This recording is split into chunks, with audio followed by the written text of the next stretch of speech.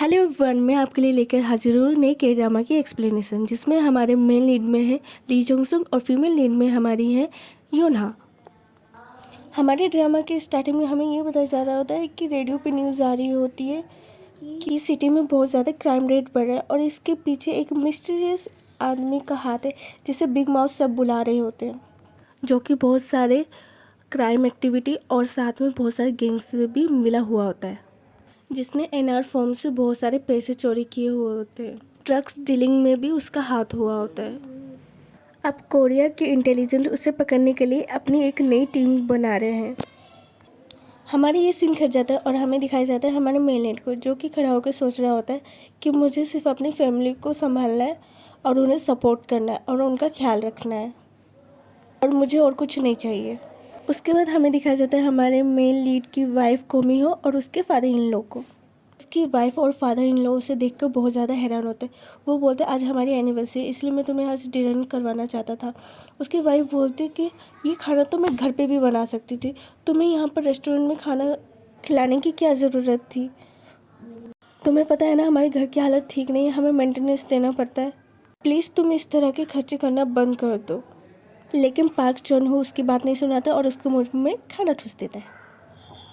वो बोलता है कि मेरे हाथ एक नया केस लगा है जो कि गुर्जन हॉस्पिटल मर्डर केस का होता है, और वो बोलते हैं अगर ये केस मैं जीत जाऊंगा तो वो जल्दी फेमस हो जाएगा और न्यूज़ में आने लगेगा।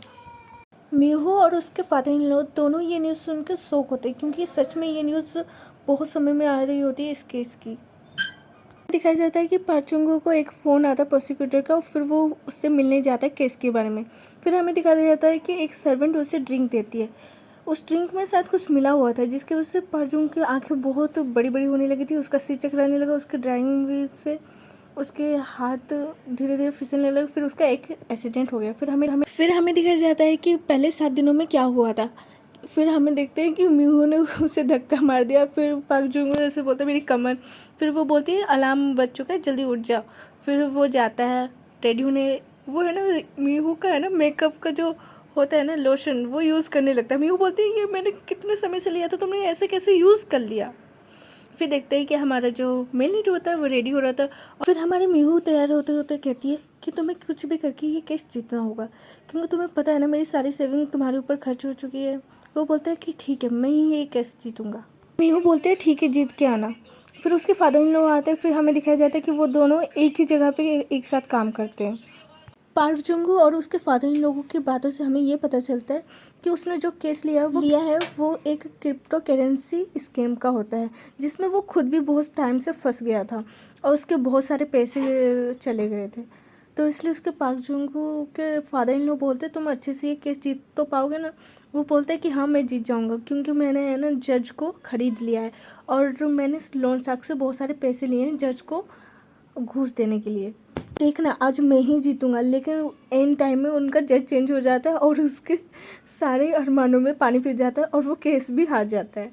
फैसला उनके हक में ना होने की वजह से जिनको वो रिप्रेजेंट कर रहा था सब उसके आगे बैंड बजा रहे थे।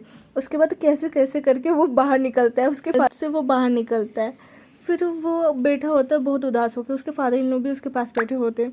फिर उसकी वाइफ का फ़ोन आता है कि आज ही तुम केस जीते या नहीं, लेकिन वो फ़ोन उठाना नहीं चाहता है क्योंकि उसे पता है कि वो बोलेगा तो उसे पक्का डांट पड़ेगी। फिर फ़ोन उठाता है और बोलता है कि मैं आज केस हार गई। फिर उसकी वाइफ गुस्सा होती है, बोलती है कि मैं तुम्हें डिवोर्स दे दूँगी। उनके जो फादर इन लॉ होते हैं वो भी थोड़ा सा हैरान होते हैं, क्योंकि उनको पता है कि उनकी बेटी बहुत ज़्यादा गुस्सा करने वाली है। फिर हमें दिखाई देता है कि पार्क जुंग अपने दोस्त के साथ होता है। वो बोलता है कि मुझे आज घर नहीं जाना क्योंकि आज मैं केस हार गया और लोन शार्क के लोग मेरे पीछे पड़े हुए हैं पैसे मांगने के लिए, और मेरे पास तो पैसे हैं ही नहीं।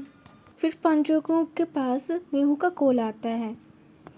वो अपने दोस्त को बता रहा था कि उसका आईक्यू लेवल इतना अच्छा होने के बाद भी वो कितने सारे केस हार चुका है और वो क्या करे, उसे कुछ समझ नहीं आ रहा होता है। और उसकी वाइफ भी उसे बहुत बार कॉल करती है और वो नहीं उठाता तो वो गुस्सा भी होती है। फिर हमें दिखाई जाता है उसके जो फादर इन लॉ होते हैं वो बाहर जा रहे होते हैं। फिर वो पूछती है आप कहाँ जा रहे हो। वो बोलता है कि मैं कुछ सामान बाहर फेंकने जा रहा हूँ। वो बोली आप बाहर जा रहे हो ना। पार्क जंगू के फादर इन लॉ बोलते हैं हाँ मैं बाहर जा रहा हूँ, तुम अकेले सर्वाइव कर सकती हो, लेकिन पार्क जंगू नहीं कर सकता है। और वो कहते हैं मैं उसके साथ सर्वाइव कर सकता हूँ, तुम्हारे साथ नहीं कर सकता। वो बोलते मेरे फादर हो या उसके फादर हो आप, यहाँ पर तो हमारे मीहू का दिमाग बहुत ज़्यादा गर्म हो जाता है, पूरा गर्म फटने जैसे ज्वालामुखी की तरह। फिर हमें दिखाया जाता है पार्क जुंगो के फादर उसके पास नीचे जाके उसे बेच देते। वो बोलते हैं कि तुम्हारे साथ मैं भी जाऊँगा। वो बोलते हैं कि नहीं, आप मीहू के पास रहिए, उसका ख्याल रखिए, मैं आज ऑफिस में ही रहूँगा। कहता है कि मैं सबको समझ सकता हूँ लेकिन आपकी बेटी का गुस्सा नहीं समझता। फिर उसे कॉल आता है मेयर के कि मुझे तुम्हें किसी केस के सिलसिले में बात करना है और तुम मुझे यहाँ पर इस एड्रेस में आके अभी मिलो। मेयर उसे एक सुनसान जगह पे बुलाता है, बहुत ज़्यादा सुनसान। हमारा पाक जुंगू उसके पास जाके पूछता है कि मुझे बुलाया क्यों है तुमने, वो भी इतने दूर और इतने खतरनाक जगह पे। तुम्हें क्या हेल्प चाहिए मुझसे, मैं तुम्हारी क्या हेल्प कर सकता हूँ। फिर मेयर उससे बोलता है तुमने एक केस का नाम सुना है, गुचन हॉस्पिटल मर्डर केस। फिर हमारे पाक जुंगू बोलते हैं हाँ, ये मैंने सुना है क्योंकि ये केस बहुत ज़्यादा पॉपुलर और हर जगह इसी की बात चल रही है। केस में ये हुआ होता है कि एक डॉक्टर की लाश एक कार में मिलती है जिसमें 3 लोग होते हैं जो कि इस लाश के बारे में कुछ बताने के तैयार नहीं होता और ना ही इसका इंजाम अपने ऊपर लेते। वो एक दूसरे पे इंजाम लगा रहे होते हैं। फिर मेयर बोलता है कि मुझे इस केस में मोटिव चाहिए कि उन्होंने डॉक्टर को क्यों मारा। वो बोलता है कि ये केस तो बहुत पॉपुलर है, आपने मुझे ही क्यों फ़ोन किया। हमारा मेयर बोलता है तुम्हारा जो केस जीतने का चांसेस है वो 10% लो है, इसलिए मैंने तुम्हें चुना।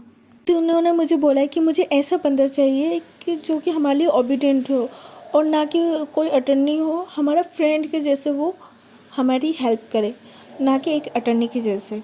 फिर पाक जुंगू को बहुत बुरा लगता है और वो बोलता है कि मैं ऐसे केसेस नहीं लड़ूंगा जिसमें मुझे बुराई का साथ देना पड़े और अपने हाथ कंधे करने पड़े। पार्क जुंगू उठ के जा रहा होता है तो मेयर बोलता है कि हमें कार के अंदर की डेस्क कैम वीडियो ढूंढनी पड़ेगी, उसमें हमें सारे सच्चाई का पता चल सकता है। हमें ये भी पता चलेगा कि डॉक्टर को किसने मारा है।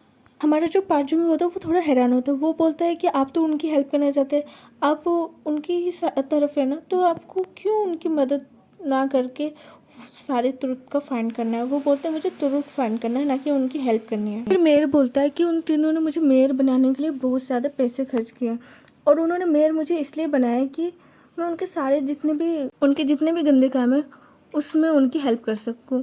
लेकिन मैं उनकी हेल्प करते करते थक चुका हूँ। वो हमेशा मुझे घसीटते रहते हैं हर चीज़ों में और वो बोलते हैं कि तुम ही मेरी हेल्प कर सकते हो और तुम्हें ये करना होगा। वो बोलते हैं कि आप चाहते हैं कि मैं उनकी हेल्प ना करके आपकी हेल्प करूं और उसे वो पैसे देते हैं, ऑफ़र करते हैं।